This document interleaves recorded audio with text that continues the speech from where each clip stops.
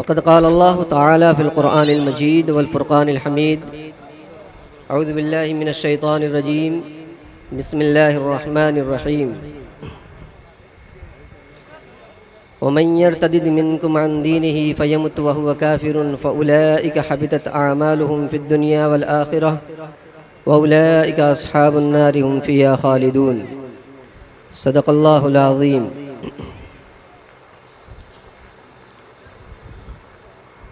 दर्द बढ़ता गया जितने दरमा किए, प्यास बढ़ती गई जितने आंसू पिए। दर्द बढ़ता गया जितने दरमा किए, प्यास बढ़ती गई जितने आंसू पिए।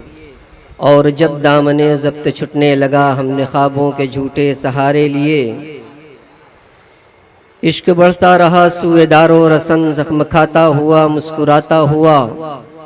रास्ता रोकते रोकते थक गए ज़िंदगी के बदलते हुए ज़ाविये। जिसने आमिर मताए खुदी बेच दी, सच यह है इस्मते ज़िंदगी बेच दी। जिसने आमिर मताए खुदी बेच दी, सच यह है इस्मते ज़िंदगी बेच दी। सर झुकाने से बेहतर है सर दीजिए, भीख लेने से बेहतर है मर जाइए। रौनक स्टेज मुअज़्ज़ज़ उलमाए किराम, हाज़रीन गिरामी क़द्र, नौजवान दोस्तों, प्यारे बच्चों, पर्दा नशीन माएँ और बहनें, मैं सिर्फ चंद मिनट आपके सामने कुछ गुफ्तगू करूँगा। इस वक्त जो पूरे मुल्क में हालात बनाए जा रहे हैं या दिखाए जा रहे हैं, ये हालात इंतहाई तकलीफ देह है। लेकिन ये मेरा अपना तज्जिया है कि इन हालात के ज़िम्मेदार हम खुद हैं। हम किसी और को इसका ज़िम्मेदार ठहराएं, किसी और के सर हम ज़िम्मेदारी का बोझ डालें, ये हमारी अपनी ज़िम्मेदारी है। ये हमारी कमियां और कोताहियां हैं जिन्हें हम नज़रअंदाज करते हैं।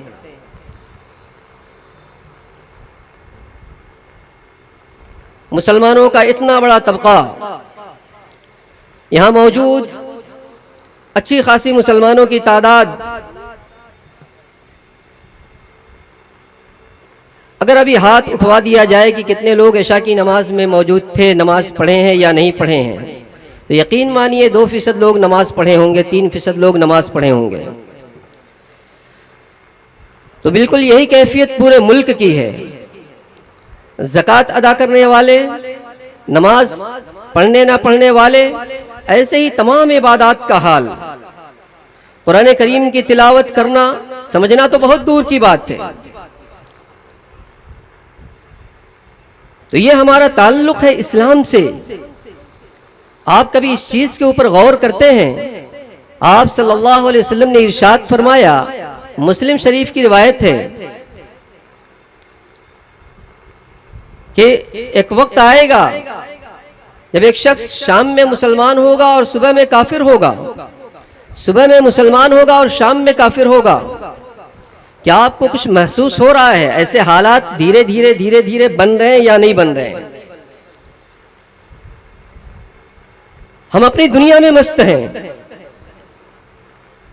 हम अपनी जिंदगी गुजार रहे हैं।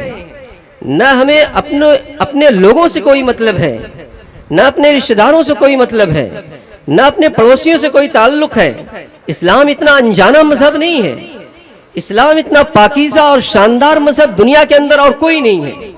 जिसका जी चाहे वो तज्जिया कर ले। आप सल्लल्लाहु अलैहि वसल्लम की हिस्ट्री, आप सल्लल्लाहु अलैहि वसल्लम की जिंदगी सबके सामने है, दुनिया वालों के सामने है। दुनिया के बड़े बड़े ईसाई मौर्रिख, हिंदू मौर्रिख जब वो लिखते हैं तो इस बात के लिखने पर मजबूर हो जाते हैं कि आप सल्लल्लाहु अलैहि वसल्लम की शख्सियत दुनिया में सबसे ज्यादा पसंदीदा शख्सियत है, सबसे ज्यादा मकबूल शख्सियत है।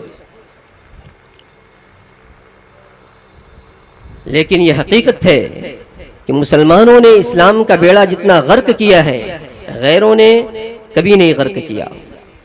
हमने अपने पैरों पर कुल्हाड़ी मारी है।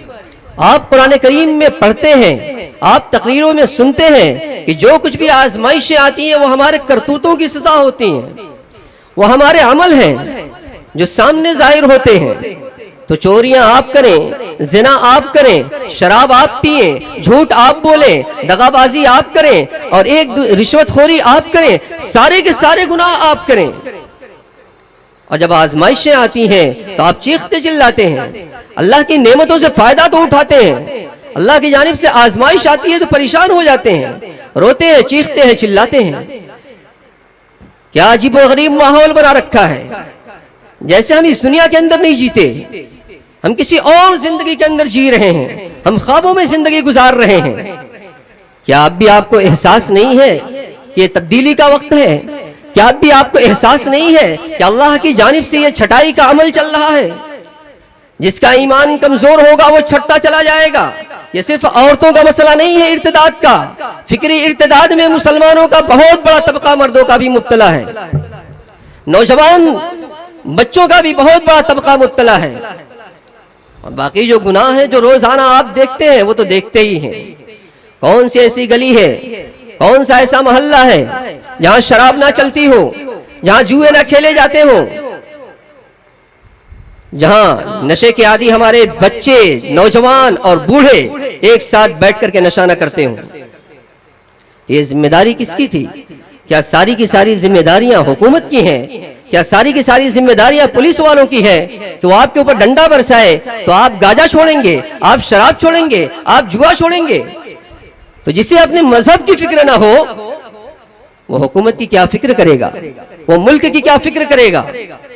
तो ये जिम्मेदारी तो आपको इस्लाम ने दी थी कि गुनाह नहीं करना है, आपको पाबंदे अहद बनाया था कि इस दायरे से बाहर आपको नहीं जाना है। अगर आप मुसलमान हैं तो आप झूठ नहीं बोल सकते, आप मुसलमान हैं शराब नहीं पी सकते, आप मुसलमान हैं नमाज तर्क नहीं कर सकते। लेकिन हकीकत इसके बरक्स है। मैं कुरान पढ़ चुका तो अपनी ही सूरत न पहचानी, मैं कुरान पढ़ चुका तो अपनी ही सूरत न पहचानी, मेरे ईमान की जिद है मेरा तर्ज़े मुसलमानी। हकीकत ये है, आज हमारी नौजवान बच्चियों का जो हाल है, हमारी माओं का, ये जो कुछ भी आज दिखाई दे रहा है, इसमें सबसे बड़ा रोल वालिदैन का है। सबसे बड़े जिम्मेदार मुआशरे के जिम्मेदार लोग हैं। क्या इतना बड़ा मुबारकपुर है, कोई ढंग का कॉलेज दो चार नहीं खोल सकते? खोल सकते हैं। शादी ब्याह में आप करोड़ों रुपया बर्बाद करते हैं, मामूली से प्रोग्राम पे आप करोड़ों रुपया बर्बाद कर देते हैं। एक ढंग का कॉलेज खोलने के लिए आपके पास पैसे नहीं है। गरीब बच्चों की शादी आप वक्त पर नहीं कर सकते। आपके अपने बच्चे की शादी होगी, आपको बेहतरीन और खूबसूरत बच्चियां चाहिए, पढ़ी लिखी चाहिए। आपका बेटा चाहे जैसा भी हो, लंगड़ा हो, लूला हो, पढ़ा लिखा बिल्कुल ना हो, अंगूठा छाप हो। तो जिस तरीके से आप अपने बच्चे की शादी सिर्फ खूबसूरत बच्चियों से करना चाहते हैं, सिर्फ पढ़ी लिखी बच्चियों से करना चाहते हैं, और बच्चियां अपने मेयार का कोई नहीं पाती हैं, तो मजबूरन जब भूख लगेगी तो इंसान खाना खाएगा। आप उम्र गुजार देंगे, शादी नहीं करेंगे बच्चों की। 40 साल उम्र हो गई, अभी बच्चा है। शादी की उम्र 20 के बाद ही शुरू हो जाती है। बच्चा जवान हो गया है, शादी कीजिए वक्त पे। शादी नहीं करेंगे तो परेशानियां आएंगी, इसके जिम्मेदार वालिदैन होंगे। तो आप इन जिम्मेदारियों को महसूस कीजिए, ये माशरती जिम्मेदारियां हैं। अगर एक घर में कोई मामला पैदा होता है तो आसपास के तमाम घरों के ऊपर वो चीज असरअंदाज होती है। लिहाजा अगर किसी एक घर में कोई मामला होता है तो तमाम लोग अगर मुस्कुरा रहे हैं, हंस रहे हैं, ये उनकी गलतफहमी है, ये उनका बचपना है। उनका भी वक्त आने वाला है। वो सारी दुनिया की खबर रखते हैं और अपनी चौखट की खबर नहीं रखते, अपने बच्चियों की खबर नहीं रखते। आप अपने बच्चों के मामले में, अपनी बच्चियों के मामले में इंतहाई हसास होने का मुजाहरा कीजिए। आप बहुत ज्यादा उनके ऊपर एतमाद न कीजिए। ये एतमाद करने का जमाना नहीं है कि आप अपने बेटे के ऊपर खूब एतमाद कर रखे हैं कि मेरा बेटा वो गलत काम नहीं कर सकता, वो चोरी नहीं कर सकता। और जब बात हद से बढ़ जाती है तो फिर उस वक्त समझ में आता है। लिहाजा आज के हालात को समझिए। हालात इंतहाई पुरफतन हैं, हालात इंतहाई तशवीशनाक हैं और मैं इसका जिम्मेदार अपने आप को समझता हूँ, आपको समझता हूँ, जिम्मेदारों को समझता हूँ, तमाम लोगों को समझता हूँ। अल्लाह ताला मुझे भी और आप तमाम लोगों को अमल की तौफीक अता फरमाए और इस जिम्मेदारी को पूरा करने की तौफीक अता फरमाए। मासियत का भी एक मकसद है दुनियाए हवादिस में, मासियत कहते हैं गुनाह को। मासियत का भी एक मकसद है दुनियाए हवादिस में कि एक ठोकर लगे और आदमी होशियार हो जाए।